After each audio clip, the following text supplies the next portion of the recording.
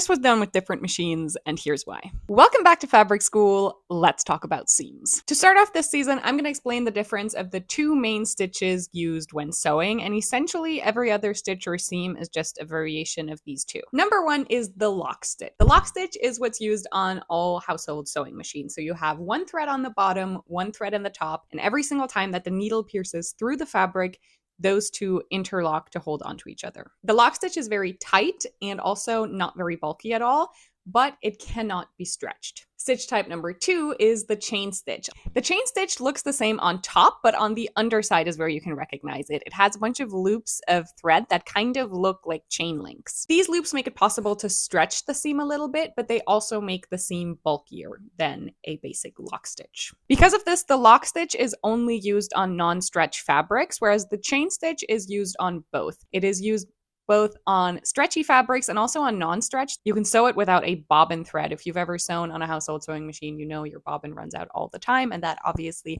breaks up the process and takes a second to set up again, and you can do a chain stitch without a bobbin.